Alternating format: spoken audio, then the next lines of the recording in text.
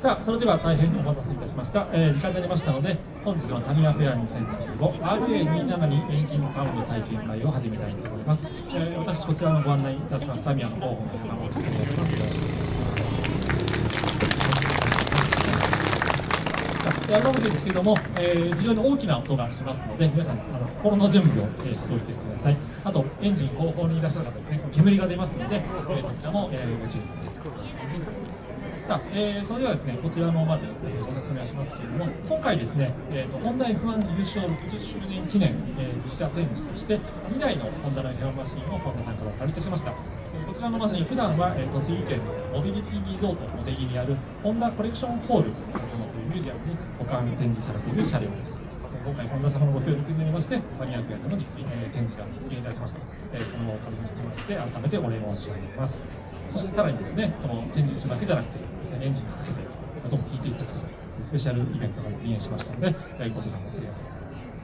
ます。さっき60周年記念と言いましたけれども、本田さんは1964年に初めて日本のメーカーとして F1 グランプリに参戦して、その翌年の1965年に初優勝を取りました。それがこちらにある RA272 というマシンで、日本の、自動車メーカー、モータースポーツ上でも非常に歴史的な意味があるマシンになります。でちなみにこの RA272 ってさっきから言ってますけども、RA というのは、レーシングオートモービルの略ですので、今に至るまで、本田さんのその純粋な、F1 エンジンの頭文字として使われている、歴史を感じますよね。で 1.5 リッターの V 型12気筒エンジン、その響きだけで車好きはワクワクしちゃうんですけども、それのサウンドをこれから聞いていただきたいと思います。そして、今日ですね、今日午前中 10時から時間スペシャルゲストとしてこちらの解説するために、宮城ひかるさんにお越しいただきました。宮城さん、よろしくお願いします。はい、皆さんこんにちは。宮城ひかるです。どうぞよろしくお願いします。初めてお会いする方がほとんどだと思いますけども、もともと2輪のレースで、走っておりまして、4輪のレースをさせていただいて、現在はこちらのホンダコレクションホールの、こういった古い、レーシングカー、2輪と4輪と両方担当させていただいております。どうぞよろしくお願いします。宮城さんにはですね、実写のこの動作の解説とかそういったものもしていただきたいと思いますので、よろしくお願いします。はい、お願いします。じゃあマシンの説明、はい、じゃあちょっと説明していきましょう。これご覧いただいているのはこれフォーミュラ1です。現在の F1 ご覧になっている方からすれば、ライ形が違うんじゃないかなというふうに思ってる方いらっしゃいますかね。いやいや、これ僕も思ってますよ。もう今の F1 はすごい形をしていますけども、当時の1960年代の、フォーミュラ1という車は、空力パーツというものがついているんですね。車体のデザインでいうとこれは葉巻型と言います。葉巻、葉巻ですね。タバコの親分みたいなもんですよね。スパーッとするね。前に穴が開いていて、後ろからこう空気が出るようなデザインになっていることから、葉巻型なんて言われています。それと、当時のこれはフォーミュラ1レーシングマシンなんですけども、これちょっと立ってる方は分かりやすいかもしれませんけども、シートベルトついてませんね。シートベルトがない車なんて考えられないですよね。ただその当時、今から60年前の、レーシングマシンというのは、これが当たり前でした。シートベルトが突き出すのは1970年代に入ってから、我々の一般の乗用車でもあっても1970年代の後半ぐらいになって、ようやく3点式のシートベルトが現代のものが出てくるわけなんですね。ですから当時のこのフォーミュラ1というこのスポーツは非常にその紳士的なマナーのいいレースだったということを考えられますよね。決して無理のしない、相手をいたわってしっかりとリスペクトし合った、紳士の戦いだったというふうに考えられます。目の前にありますこの RA272 は先ほどから山本さんからも説明がありました通り、1965年型です。1963年、64年とそれぞれの開発期間を含めまして64年より RA271 で参戦、そして65年に1965年に RA272 で初めて日本の車としてホンダとして F1 で世界で優勝しました。それがちょうど今から60年前のメキシコグランプリだったんですね。このマシンはちょうどそのメキシコグランプリを記念しましてつい今から3週間ほど前今年のメキシコグランプリの最終戦ではありませんけど、メキシコグランプリで、角田選手に実際にこれをドライブしてもらいました。そういった車両をですね、今回こちら持ってきてエンジンをかけていきたいと思います。はい。それでは本田さんのスタッフの皆様よろしくお願いいたします。今からですね、2名から3名のスタッフが入ってまいりまして、エンジンの着火の準備をしています。これ今現在走る状態で、運転席の真後ろのですね、エンジンカバー、フードもですね閉められていますけれども、今からこのカバーが開けられます。エンジンをかけるためにですね、こういったカバーを外して、ガソリンの流量なども見ながら、エンジンをかけていくわけなんですね。我々が普通街中で乗っているエンジンであれば、キーレスエントリーであれば車の近くに行けばボタンを押すだけでエンジンがかかりますけども、こういったフリーレーシングマシンというのはある一定の儀式が必要なんですね。車体にもバッテリーは積んでありますけれども、セルモーターを回すために外部電源バッテリーを持ってきて後ろから今電源をコネクトしました。そして、キャブレーター、フュエルインジェクションのこのスロットルボディにはアルミのカバーがされていましたけども、それを外して、徐々にエンジンをかけるような流れになってきます。2人のメカニックが付き添いますけれども、1人のメカニックはいわゆるスロットルインジェクション周りで燃料の供給の確認をします。そしてもう1人がコックピット側にあります電源、そしてセルモーターのスイッチなどを入れていきます。ここは暗雲の呼吸で燃料が送られてきたタイミングでうまくセルモーターを回して、スパークする着火の電気を入れることによってエンジンがかかっていきます。じゃあスタートしていきましょうか。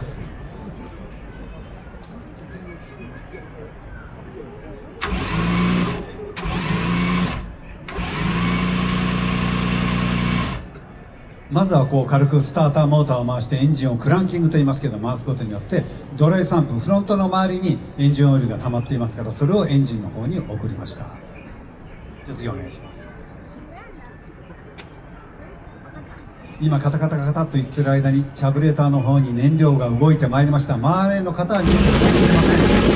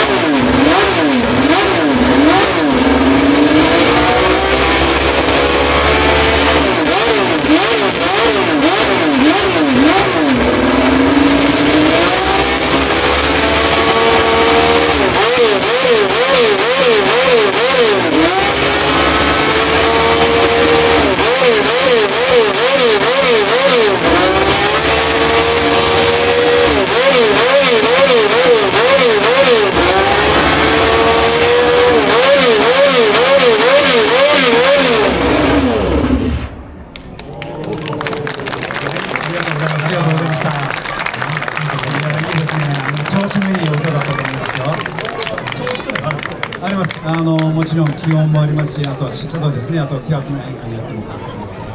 ら、本当にもう毎回かけるたんびにですね、調子よく回ってくれればいいなと思ってます。これ型12気筒エンジンで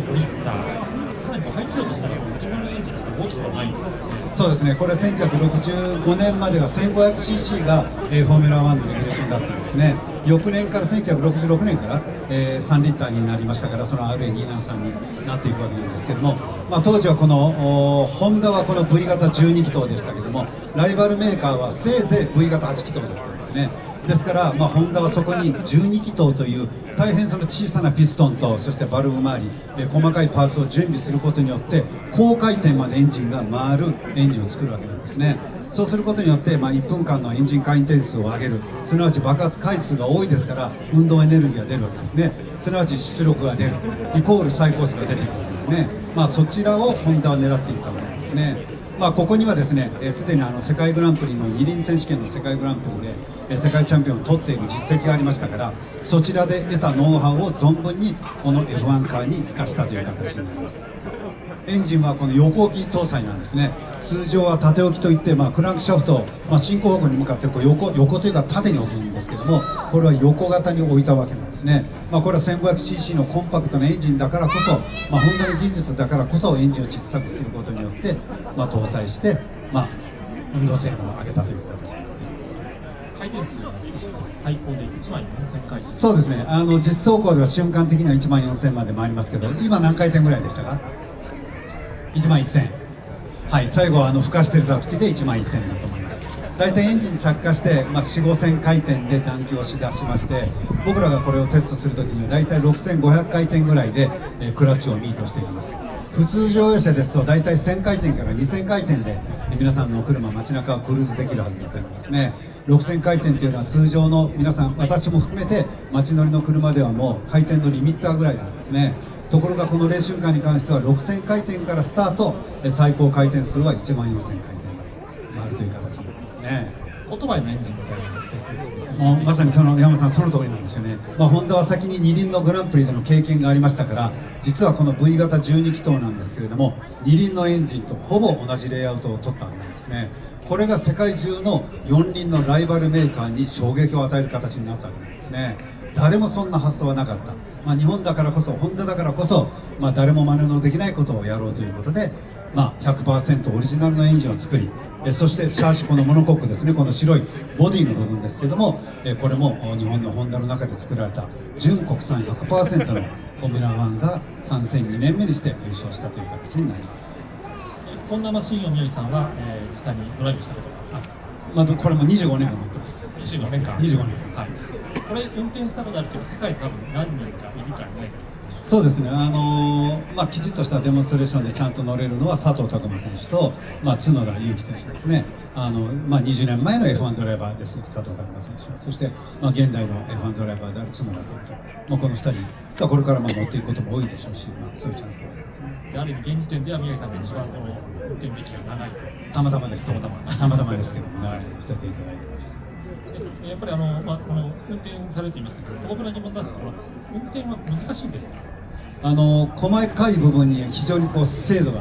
ちょっと求められて、シフトレバーなんですね。いわゆるマニュアルというものなんですけども、6速ギアなんですけれども、そこのギア1速2速3速4速と、シフトアップしていく時の、レバーの位置を、適切に与えてあげないとギアが入らないんですね。そういう難しさであったり、あとはそのシフトアップシフトダウンの時のクラッチを切るタイミング、クラッチをつなぐタイミングによってはエンジンが潰れてしまう可能性がありますから、大変慎重に走らせる形になります。そういった60年前の車が今もとって動いているというのは、ホンダさんがコレクションホールで動態保存という走れるコンディションを維持しながらエンジンを管理されているということですね。そうですね。主要なこのレーシングマシン、特にこの優勝経験があるマシン、もしくはチャンピオンタイトルを取っているマシンに関しては、定期的な走行をして、例えば50年後、100年後の小さな子どもたちに、かつてのこのガソリンエンジンの究極の車両があったということを残しておきたいという思いで、ホンダのメンバーが日夜その制御しています。ですから走らないことがあっても定期的なメンテナンスをすることによって、経年劣化を防ぐようになりしている状態です。何もしないで置いていった方が傷んでしまう。傷むものが多いですね。例えばずっと置いているとタイヤのある一定のところに荷重がかかってますから変形してきますね。ですからちょっと車を向きを変えてあげるだけで実はゴムのこの劣化を止めることができるわけなんですね。そういった意味で言うとエンジンのパーツもそうです。例えばフュエルポンプもそうですね。サスペンションにしてもそう、ステアリング周りにしてもそうなんです。電気のスイッチもそうですよね。何年も使っていない電化製品っていうのはスイッチが入らなかったりしますよね。やっぱりこの古い車も同じようなことが起きますから、定期的にそういったところに、人の毛をつけてあげるということですね。ありがとうございます。今ね、本当皆さん、この初めて音はね、目の前で、こんな至近距離で音がするのみたいな。そうですね。初めて多いと思います。やっぱりそのモータースポーツは今e スポーツ、電気で動くような、スポーツカー、レーシングカーも増えてきていますけれども、やっぱりこういった我々の世代でいうとこういったエンジンサウンドっていうのはやっぱり心が躍りますね。ですからこういった音を聞いていただいて、かつては今から60年前にはこんな音がする車が何十台も同時に走ってるわけですから、やっぱりそういったモータースポーツの面白い時期があったというふうに思いますよね。さっき実はちょっと聞いたんですけど、これ宮城さん乗ってると今音と空気のビリビリ振動みたいなのを感じるんですけど、乗ってる本人っていうのはどうなんですか？これね、乗ってる方はエンジンは全く振動ないんですよ。これ振動があったらエンジンの回転が上がりません。ですからダイナミックバランスって言いますけども、ご存知の方も多いと思いますけども、クランクシャフトなど大きな部品で回転するものには徹底的にバランスを取るわけなんですね。であとはピストンね、お分かりの方も多いと思いますけども、そのピストンの重さも重量合わせを徹底的にする、そういったことをすることによって高回転までエンジンはうわっと回りますけれども、極めて振動のないのがやっぱりホンダエンジンのいいところなんですね。このレーシングマシンは1万4000回転ですけども、二輪車のエンジンですと2万2000回転回るものがございます。これも2万2000回転はもう振動はもうほぼ感じないです。もうつるーんとこう回ってる感じなんですね。もう本当に何て言うんですかね、下敷きの上にオイルを垂らして、その上に下敷きを1枚ペタッと置いてスッとこう滑るような浮き上がったような状態でエンジンが回ってきます。そこまで徹底的にバランス取りと言いますけども、そういった仕上げをしないことには、高回転まで回りませんから、今ここにいるメンバーもそうなんですけども、このエンジンをばらして組むとなると大変な思いをして組み合わせていただいてですね。そうですよね。はい。みんなすごいおとなしいですけども、それぐらいちゃんとやっていただいてます。はい、ありがとうございました。というわけでね、非常に貴重な車両と貴重な音をですね、皆さん楽しんでいただけたらと思います。さあ、こちらね、ホンダの F1 マシン RA272、そして向こうに RA273 も展示してありますけれども、タミヤのね、プラモデルも、両方とも今、販売しておりますので、興味を持った方はそちらもですね、ご覧いただきたいと思います。何気にプラモデルを作ることによってこの車のいろんな造形の部分がやっぱり分かりますよね。これは全ての製品がそうです。飛行機もそうですし、戦車でもそうです。船でもそうですよね。で特にこの車の展示の後ろには組み立て説明書が大きくなって貼ってますよね。ああいうのを見るとやっぱりその一つ一つのやっぱりパーツまでうまく表だけではなくて見えないところまで再現されてるんで、ぜひこういう車にご興味がありましたら、ああいった模型もちょっと仕上げてくれるといいなと思います。ありがとうございます。では最後にですね、ホンダコレクションホールさんのご紹介を改めてさせていただきます。今回お借りした車両をはじめですね、ホンダさんの歴代の、レーシングカー、新幹線、オートバイ、いろんな、が展示されているですね、素晴らしいミュージアムが、栃木県でございますので、もしね、まだ行ったことないという方いらっしゃいましたら、ぜひともですね、ちょっと足を運んでいただけたらと。そうですね、ぜひぜひ覗いてやってください。そしてそのホンダコレクションホールでは、来年の3月にですね、RA273 ですね、RA27360 周年記念ということで、タミヤとホンダの世界展という企画展をやらせていただくことになりましたので、また詳細決まりましたら順次ご案内いたしますので、そちらもお楽しみください。何かあれですね、タミヤ俊作さんと本田宗一郎さんと似たような匂いがしますよね。時代もね、時代もそうだし、やっぱりいいものを作りたいとか、やっぱりその世界で認められたい、日本一になるんだったら世界一になる方がいいなっていう発想はお二人とも持ってたじゃないですか。やっぱりそういったところっていうのは我々がこう惹かれるところがすごいありますよね。RA に皆さんがタミヤにとって非常に大事な転機になった模型であるように、オートバイの模型で、ね、CB700、ああそうですね。あれがやっぱりタミヤの6分の1スケールに発売して一つの転機になりますよね。これ CB7 班の6分の1のプラモデルってご存知の方いらっしゃいますか？ああね、そうですよね。あの時だって普通の7班のノーマルと白バイとデイトナレーサーと3種類ありましたよね。ね、僕ずっと模型屋さんで見てましたから、毎日学校の帰りにね、懐かしいなと思いましたけど、ね、ぜひぜひまたそういったところも皆さん興味持ってほしい。模型を通して車とかオートバイの歴史をね、楽しんでいただけます。ありがとうございました。じゃあ、本日解説をしていただきました宮城さんと、あと本田さんのメカニックの皆さんに拍手をお願いします。どうもありがとうございました。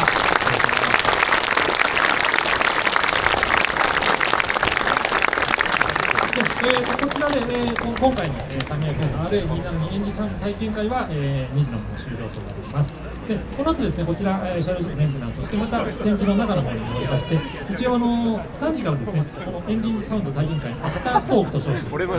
と宮城さんと取り留めのない話を中でしようかなと。もしお時間ありましたら、こちらもこちらの展示の方で立ち寄ってください。エンジンサウンドはもう今最後です。というわけで、長い時間お付き合いありがとうございました。ありがとうございました。ありがとうございました。ありがとうございました。